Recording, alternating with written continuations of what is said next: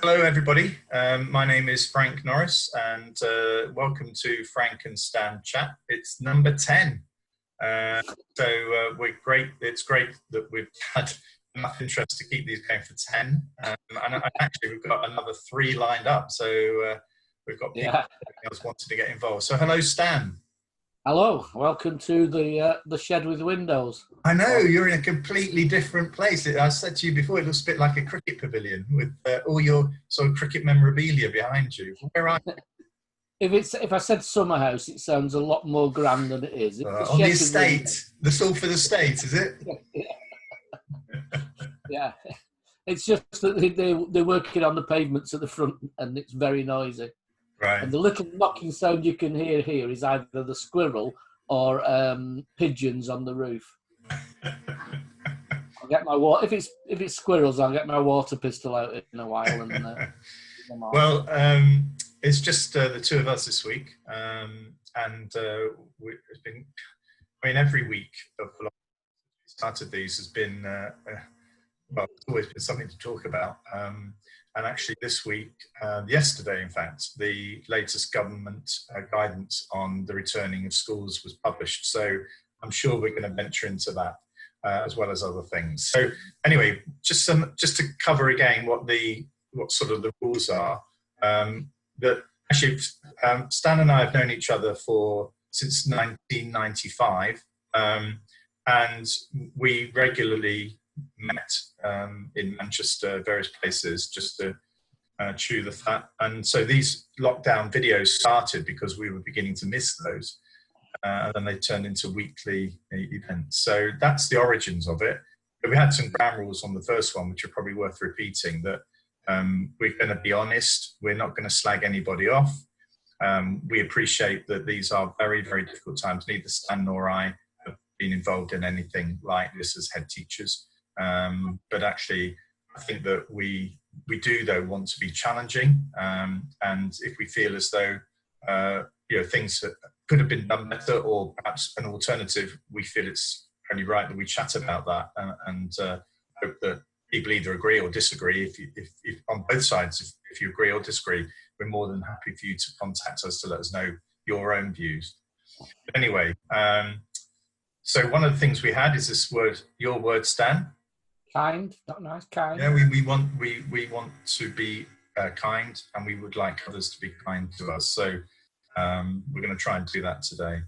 So what's caught your eye, Stan, this week? First thing that's caught my eye is a little bit on leadership and teams, in that having nothing better to do than watch people work, as they've redone the pavements outside our house. About six burly men shifting great big flags, but the teamwork is incredible, and I'll bet none of them have ever had any leadership or team training. Everybody seemed to know what job needed doing, and whether they were the skilled driver who was on the digger, or the lorry driver, or anybody else. They just seemed to know that when somebody else needed something doing, they picked up the appropriate tool and got on with it. And the quality of what they've done has been really good, but it just struck me how easily they worked as a team, and how effective they were. Yeah, it's interesting is how you can see that also, this thing around leadership and actually agreeing a way of doing things within family settings as well. I think that during the lockdown, my wife and I have got ourselves into a very, very good sort of working sort of relationship, in the way that, the way that the various jobs around the house have changed slightly, but there's been very little discussion about that. It's been around, well, that needs to be done, so that person can't do it at the moment, so I need to step up. And it's really interesting how much you can gain from just observing things very close to you, as you have done this. Yeah. Was there something else as well, Stan, that you said one of the things? Is there something else? No, that was the main thing. Right. Watching people work's a favourite of mine. That's why I became mine is, I think this might be into the conversation.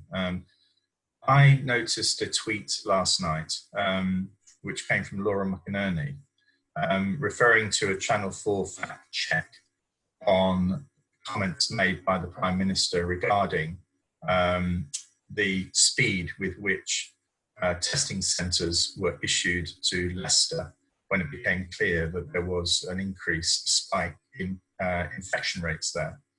And the Prime Minister used the term "shortly after we were aware." Shortly after, I think it was somewhere like 10 days before the first testing centre arrived. And then it was, I think, 20 odd days before the fourth one arrived. And for me, the issue here is around truth and clarity around, and actually being able to be honest about what actually has happened. Because I think I learned from my upbringing, and I think goes back to my O-level studies of Macbeth, is that you can start going down the lying route, and you try and lie and cover a lie, and actually ultimately it will come back and it will haunt you. And unfortunately, I think what's happened here is that there is there needs to be a much greater level of openness and transparency in order for me, just speaking as a person, an individual citizen, in order for me to feel more confident about what I'm being told by those people who are elected to rule the country. So, I feel really quite troubled by the lack of clarity over that. And in a way, that's eating into, because I think it's going to come into you now, Stan, so I've done a lot of talking, is if we don't have that, and actually the guidance and the support for the return of schools from lockdown, that diminishes the confidence I as an individual have in that guidance. So I think that you might see these as unconnected, but to me they are really at the heart of good leadership. Yeah, I think you have to remember as well, Frank, is that some of these phrases aren't accidental. That they're very carefully crafted so that they sound as if they're saying one thing when the truth might be something significantly different. Yeah. And my pickup, just going straight into the guidance, is one of our favourites, and I'll quote for it. I've got it down here. There is no evidence that children transmit the disease any more than adults.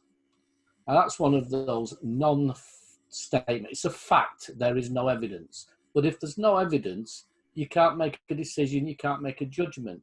So that sentence is not saying that children may pass on it more or less than adults. It doesn't say anything, and there's no comment on whether children actually might pass it on less or more. It's just that one statement, which makes lots of suggestions, although factually it just says there's no evidence. Yeah. Now, I know in our early Ofsted days, if you tried to say there's no evidence and therefore you've got to crack over the knuckles if there's no evidence, rightly. Find some evidence or don't make that judgment. Yeah. I think it's just not where you'd want to be. I mean, to be fair, I think the guidance, there's a lot of work gone into the guidance, and I think there's a lot of what, there's very little, it's very thin on how, and I do get the impression it's kind of over to you to manage it. Yeah. I don't so much have a problem with that, to be honest, because I think that at the end of the day, I mean, I'm a trustee of a multi-academy trust in Tameside, and we've got a meeting directly after this where we need to make a decision as to whether or not those schools open on the basis of the local information from the Director of Public Health regarding infection rates in Tameside and Rochdale. And that has meant that we have thought very hard about whether or not it's right. So I think that it is appropriate, isn't it, that central government offers some sort of framework to enable these sorts of decisions to be made.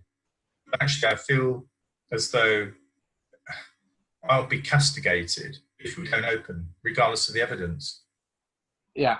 And I think there's quite a lot. I mean, I do think it's clear guidance. I don't like the use of phrases like the one I've highlighted, but there are also some contradictions in it about, it's really important that you keep social distancing, but then again, we know with early years you probably can't. No, no. So is it important or not?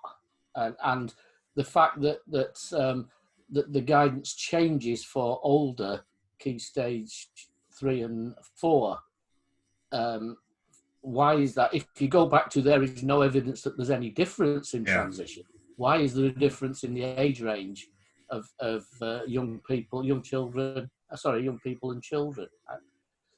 It's contradictory because they want to write it in a way that fits the story that we're all going back to school way. Yes. Yeah, I think there's just, in a way, you have an image of a scenario in your own head. I'm sure we can all think of them, where you think, oh, I wonder what would happen there. And some of these are around the vulnerability of staff as well. That actually as if the staffing body is a homogenous group. That they're all 35, they're all fit and healthy. They all do exactly the same thing. And I think I've mentioned before about one of our children is very vulnerable because of the medication she's on for a couple of very serious illnesses she's got, or conditions she's got. And obviously, we need to. I'm mindful of the fact that she teaches in Key Stage 1, and actually, I am worried. No matter what that guidance is saying, I think it's very, very risky for her, particularly with no PPE or anything like that.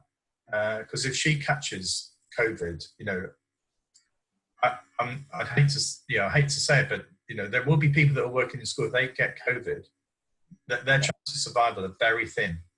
And actually, I worry deeply about their condition, their position because of that, because it feels so close to home for me.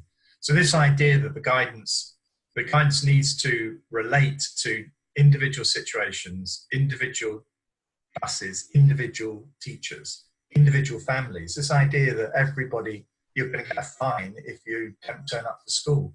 Well, gosh, if I had a child with certain conditions, I'd ride through the fine. It also puts tremendous pressure again on head teachers. So you're a parent, you come and say, my child's vulnerable, I'm not bringing them into the school. Do they then sanction your absence? Do they put you down as unauthorised? And because, the majority of head teachers are in an age where they have close family, that they will understand that. And I'm not sure if I was the head, how I would respond to that. I think I'd be saying that's a genuine case of absence. And I don't think I'd be wanted to find people who were scared of their children coming into school. Yeah.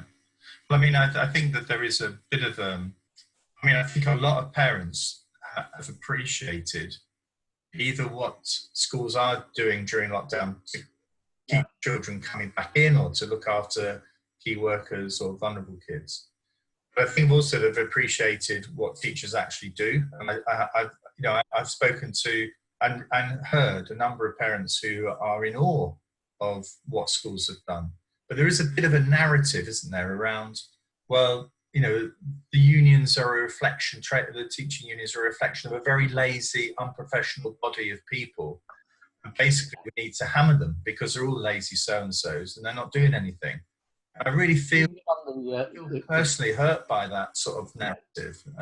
Even on the questions yesterday at the briefing, there was a loaded question that said, we know that schools have opened against the advice of unions who've been trying to block it and things like that. It's just that we seem to have forgotten that up until tomorrow, social distancing is still 2 meters and still applies to schools. So it's not possible to fill your school back up.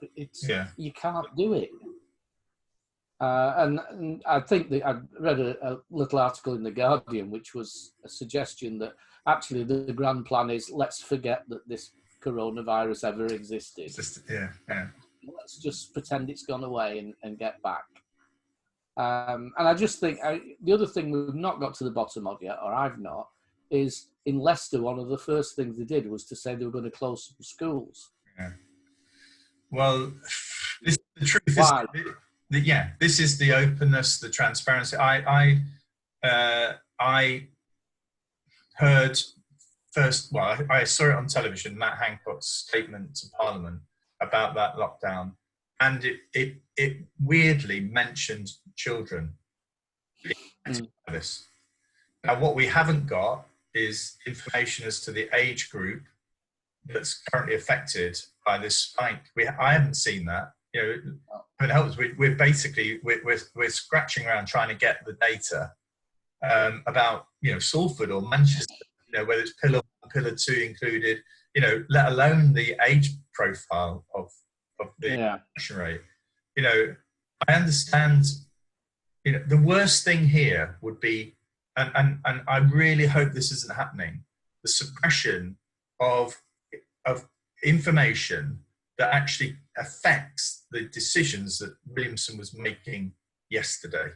If that unravels, then this is again that lack of trust that parents will have to be thinking, well, you've basically tried to trick us into sending our children back. Forget the teaching profession, forget them. Actually, are tricking parents into sending their children back. Everybody understands, don't they? We need to get the economy moving, that people need to get back to work. We all get that. We do. But actually, the thought that you are, you know, smoothing over, camouflaging, doctoring, suppressing that level of information, I think that would be a really, really serious breach of trust between government. I suppose my problem, Frank, is now it wouldn't come as a shock. No, well, it wouldn't be a wow, that's amazing revelation. It would be, well, possibly expected that to come out. Yeah. Well, I think because we're nearly had 20 minutes there, Stan, but if we lose that, then forget government. You know, schools, our roles when we were head teachers were based on trust. Parents trusted us to do the right thing for their children. When we were admonishing children, it was on the basis of often, you've broken the trust that we gave you. You know, you've broken those rules, this understanding, this culture of togetherness that we have. I really feel as though if this starts to unravel, you know, this is a serious issue around, I mean, it could have a serious issue around trust around government, but I suspect it will start to have a serious issue around, you know, social injustice, social feeling of unrest will, you know, could well develop because people don't feel as though they've got much to lose because the government aren't being honest with them. I think the other thing is where schools have to be careful now, and the education services have to think, is that, you know, one thing that's been clear through this is find someone to blame, because it can't possibly be our fault. Yeah. You know, it was the unions. You know, whatever happens Saturday night when all the pubs open, it will be the public who'll be blamed if anything goes wrong there. And I did notice a survey where more people think it's the public who are causing the problem rather than anybody in charge. Why is it that it took a little while for me as a leader to say sorry, you know, to say I made a mistake. But actually I felt the people that I led were supported by that, in the sense that I'm admitting to those mistakes, you know, to an error. Humility is if we don't push forward, we won't make any mistakes. No, but humility is a major part of trust and leadership. You know, if you can show that you are vulnerable like the rest, but you know, you can be open about it and get on with things, you gain trust. You don't lose anything. No. But I think it goes back to something I said the other week that, again, I can't remember where I read it, but actually the current cabinet is a campaigning cabinet. Its purpose, the people in it are the ones that got Brexit done, that got the election won, and they're campaigners.